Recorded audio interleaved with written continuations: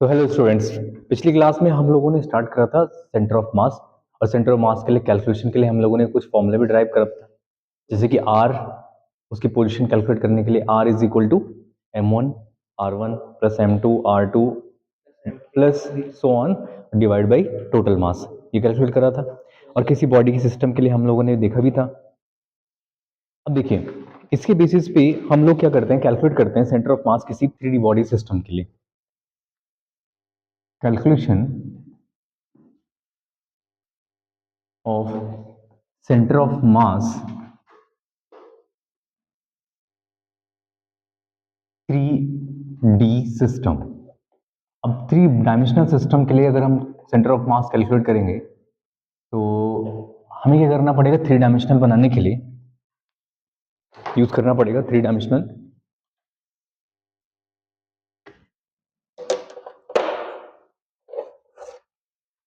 एक एक्सिस ये हो गया, एक एक्सिस ये हो गया हमारे पास, और एक एक्सिस आपका ये हो जाता है। इसको आप अपन मान लेते हैं x, इसे लिख सकते हैं y, और ये हो जाएगा z। अब z से इस वाले पॉइंट को क्या बोला जाता है, ओरिजिन। क्या कहते हैं इसको, ओरिजिन। अब ओरिजिन कोई पार्टिकल मान लें, सपोज m1 यहाँ पर है, कोई दूसरा पार्टिकल m2 यहाँ पे है, कोई m3 पार्टिकल यहाँ है, कोई mn पार्टिकल या m4 पार्टिकल आपका यहाँ है। तो अलग अलग जगहों पे इनके यहाँ से यहाँ तक का पोजीशन कितना होगा, R1 आप कह सकते हैं। यहाँ से यहाँ तक का पोजीशन कितना होगा, R2। और यहाँ से यहाँ तक का पोजीशन कितना होगा इसका, R3। और यहाँ से यहाँ तक का पोजीशन कितना होगा। ऐसे में हम लोग क्या करते हैं, अलग अलग मास अलग अलग डिस्टेंस पे हैं कहीं पे, तो इनका एक जगह पे हम लोग मान लेते हैं कि किसी बॉडी का सेंटर ऑफ मास इसका यहाँ पर है, और वहां से वहां तक की जो पोजीशन है वो आर वेक्टर मान लेते हैं। तो याद है तुम्हें, जैसे मैंने पहले भी कहा था, ये पूरा का पूरा सिस्टम अगर क्या बना है, बहुत सारे मासेस से मिलके बना है। तो अगर हम ए से फोर्स लगा रहे हैं या फिर एक जगह पर फोर्स लगा रहे हैं इसको उठाने के लिए, तो वो कैसे फोर्स होगा, एक जगह पे लगने वाला फोर्स और 5 जगह से लगने वाला फोर्स इक्विवेलेंट होगा। तो सेंटर ऑफ मास क्या कहता है, सेंटर ऑफ मास ये कहता है कि एक जगह पे पूरी बॉडी का सारा मास कंसंट्रेट रहता है। तो पहले हम लोग निकाल लेते हैं मोमेंट ऑफ मास, किसके लिए, पूरे होल सिस्टम के लिए। Moment of mass all the particles, कौन कौन से पार्टिकल्स, सारे m1 m2 m3। तो ये हो जाएगा आपका moment of mass of all the particle m1 r1 plus m2 r2 plus m3 r3, और ऐसे ही डॉट डॉट mn rn तक हो जाएगा। और सेंटर ऑफ मास की डेफिनेशन क्या थी, सेंटर ऑफ मास की डेफिनेशन से हम लिख सकते हैं कि according to definition of centre of mass, उसकी डेफिनेशन से क्या हो जाएगा, इसके लिए हम लिख सकते हैं कि total mass of the body m है, और यहां से यहां तक का पोजीशन कितना है, r।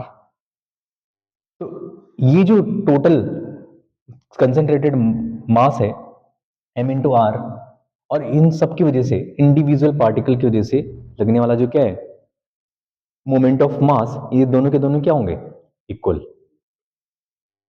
क्या कहा था, अलग अलग अलग पार्टिकल से लगने वाला और एक पॉइंट पे लगने वाला टोटल मास वो कैसा होगा, उन सबका फोर्स सेम होगा, उन सबका मोमेंट ऑफ मास सेम होगा। तो हम लिख सकते हैं कि M R is equal to m1 r1 plus m2 r2 plus m3 r3 plus mn rn, लिख सकते हैं इसे। और यहां से r निकाल लेंगे तो r वेक्टर कितना हो जाएगा, ये position vector m1 r1 plus m2 r2 plus m3 r3 dot divide by m1 plus m2 plus m3, क्योंकि इस टोटल मास को हम क्या लिख सकते हैं, इस छोटे छोटे m1 m2 m3 के टर्म्स में लिख सकते हैं। और इसी को कहते हैं, this is the position of centre of mass, this is position of centre of मास, ये पोजीशन होगी उसकी। ठीक, इसी फॉर्मूले को थोड़ा सा हम ऐसे भी बना सकते हैं, कैसे, मैथमेटिक्स की टर्म्स में m1 r1 ये सब कुछ रिपीट हो रहे हैं, 1 2 3, तो इसको लिख सकते हैं sigma M I R I divide by sigma M I, लिख सकते हैं। तो ये क्या आपका सेंटर ऑफ मास का लिखने का एक तरीका है। तो ये पोजीशन कैलकुलेट कर लेंगे तो हमारे पास क्या आ जाएगा, सेंटर ऑफ मास आ जाएगा। ठीक है, तो सेंटर ऑफ मास कैलकुलेट करने की ये पोजीशन आ गई। तो सेंटर ऑफ मास किसी 3 डायमेंशनल सिस्टम के लिए हम ऐसे कैलकुलेट करते हैं। इसके बेसिस पे हम एक क्वेश्चन देख लेते हैं, जैसे कोई टग ऑफ वॉर है,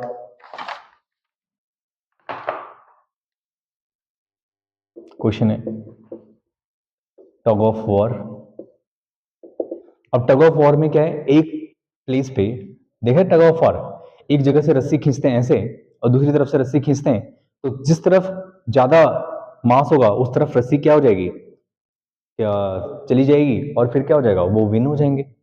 ऐसे तो होता है टग ऑफ वॉर में। तो हम क्या कर रहे हैं कि एक तरफ का जो मास है पूरे टग ऑफ वॉर का वो है 600 kg, और एक तरफ का मास है वो कितना है 500 kg, और इन दोनों के बीच का डिस्टेंस कितना है 22 मीटर।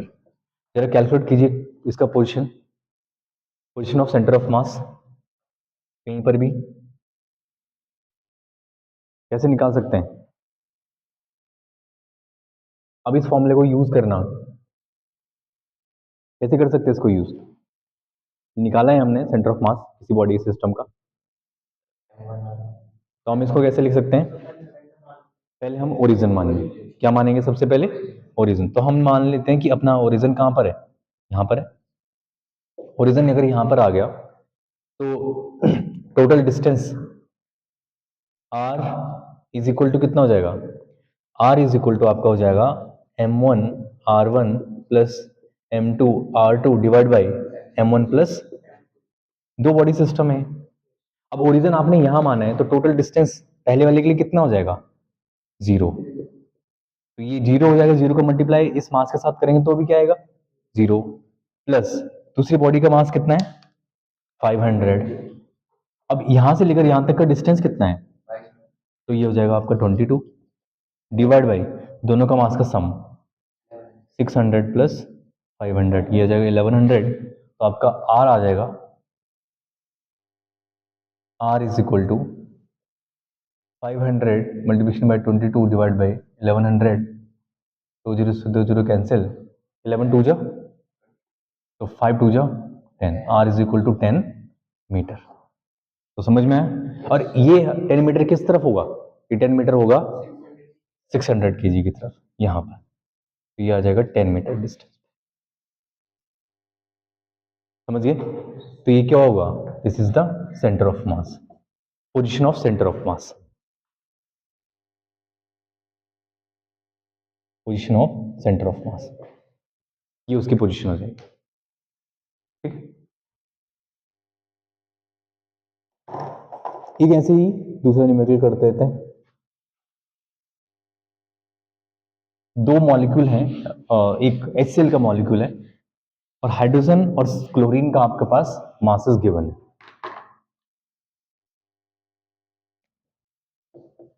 ये तो टग ऑफ वॉर का था। क्वेश्चन नंबर 2 आपके पास गिवन है कि इन HCl molecule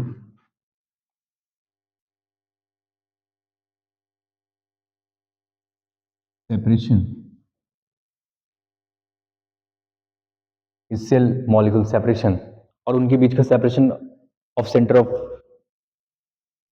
separation of centre of H and Cl is 1.27 angstrom. Angstrom क्या होता है, 10 की पावर -10, बहुत -10 मीटर, बहुत स्मॉलेस्ट यूनिट है। Find the position, approximate location, find the approximate location, इसका approximate location of centre of mass, approximate location center of mass if और Cl is 35.5 and hydrogen is 1. ठीक है, 1 U U U जानते हो ना, atomic mass unit. तो अब बताओ इनका कैसे निकालेंगे। फिर से ये वाला सिस्टम आ गया, एक तरफ ज्यादा मास है एक तरफ कम मास है, टग ऑफ वॉर की तरह। HCl मॉलिक्यूल में H और यहाँ क्या हो जाएगा Cl। Cl का कितना है, हाइड्रोजन का कितना है, तो इन दोनों के बीच का डिस्टेंस कितना है 1.27 एंगस्ट्रॉम।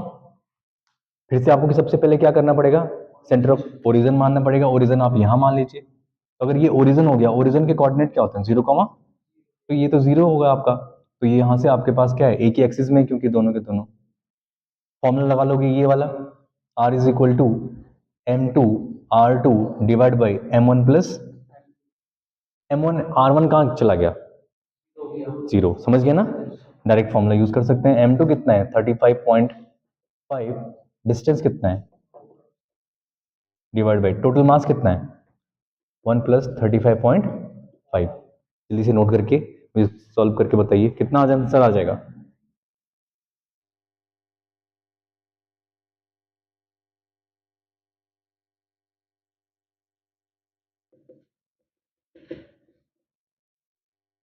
जल्दी से बताइए, वही पोजीशन। ठीक, कितना आ रहा है फिर 1.24 एंगस्ट्रॉम। ठीक है, अब ये तो टू बॉडी सिस्टम है, लेकिन जब हमारे पास 3 डायमेंशनल सिस्टम भी पड़ा, तो 3 डायमेंशनल के लिए हमने आर को क्या लिखा, और 3 डायमेंशनल सिस्टम के लिए हमने आर को लिखा है R is equal to M1 R1 plus M2 R2 plus M3 R3 divide by M1 plus M2 plus M3। ठीक है, अब 3 डायमेंशनल सिस्टम में जब हम ये लोकेशन या पोजीशन कैलकुलेट करते हैं, तो उसके लिए हमारे पास एक थोड़ा सा चेंजेस क्या आते हैं। हमारे पास जब XYZ ये लोकेशन आता है, और यहां पर क्या हो, ये किसको दिखा रहा हो, सेंटर ऑफ मास को, तो इसके कोऑर्डिनेट को हम क्या लिख सकते हैं X Y Z। अगर इसके अंदर बहुत सारे पार्टिकल्स हो M1 M2 M3 Mn, इसकी डिस्टेंस Rm, इसकी डिस्टेंस R3, इसकी डिस्टेंस R2, इसकी डिस्टेंस Rn, तब हम उसकी लोकेशन कैसे कैलकुलेट करेंगे। टू बॉडी सिस्टम के लिए तो थोड़ा सा आसान है, ओरिजिन मान लिया, डिस्टेंस कैलकुलेट कर दी, तो इसके लिए x को हम इसी फॉर्मूले से निकालते हैं। x इज इक्वल टू क्या हो जाएगा M1 x1 M2 x2 M3 x3 plus M1 plus M2 plus M3, जिसको हम लिख सकते हैं वही sigma Mi xi divide by total mass sigma Mi, और y के लिए क्या लिख सकते हैं sigma Mi yi divide by total मास, और z के लिए क्या लिख सकते हैं sigma Mi zi divide by total मास। तो x y और z ये तीनों की तीनों किसके कोऑर्डिनेट है, ये है सेंटर ऑफ मास का। तो अगर सेंटर ऑफ मास का अगर हमें पॉइंट निकालना है या पोजीशन निकालना है, तो एक तो r से पता चलेगा पोजीशन वेक्टर से, और या तो फिर इसके कोऑर्डिनेट से पता चलेगा, और इस फॉर्म को हम क्या बोलते हैं कार्टेशियन सिस्टम। कार्टेशियन सिस्टम, तो कार्टेशियन सिस्टम का यूज करके हम सेंटर ऑफ मास क्या निकालते हैं x y और z। तो अगर हमें वो पॉइंट पता चल गया, वो लोकेशन पता चल गई, एक तो r वेक्टर से पता चल रहा था, और एक किससे पता चलेगा x y और z से। तो x y z से x निकाला, y निकाला और z निकाला। अब कैसे चेक करते हैं, मान ली सपोज आपके पास 2 कोऑर्डिनेट है, कौन कौन से, ये 2 मासेस हैं और वो अलग अलग कोऑर्डिनेट पे रखे। if two masses 1 kg and 2 kg are kept कितना 1,2 माइनस 1,2 और कोई आपके पास डिस्टेंस है 3 1,2 और माइनस 1,3 एंड माइनस 1,3 इन जगहों पे रखे हुए, ठीक है। इसको नोट कर लीजिए बेटा, कितना हो जाएगा यहाँ पे, calculate the centre of mass. कैसे करेंगे calculate the centre of mass? X Y और जेड की मदद से करेंगे। कैसे करेंगे एक्स वाई जेड की मदद से? अगर आप जब कोऑर्डिनेट आपके पास गिवन हो, इनसे आप क्या कह सकते हो कि 1,2 ये क्या होगा, ये क्या, ये इस पे कहां पे 1 किलोग्राम का मास यहां पे रखा हुआ है, तो ये क्या हो गया x1 और ये क्या हो गया y1। और यहाँ पे दूसरा मास है कोई, और उसकी पोजीशन क्या है, उसकी लोकेशन -1,3, ये क्या हो गया x2, y2। तो अब आपका x1 हो गया 1 और x2 हो गया -1, y1 हो गया 2, y2 हो गया 3, और ये है m1 1 kg और इधर है m2 2 kg। आप x का फॉर्मूला लगा लीजिए, m1 x1 m2 x2 m1 plus m2, m1 कितना है 1, इसका x1 कितना है, m2 कितना है, x2 कितना है, और 1 प्लस 2 2 माइनस 1 1 3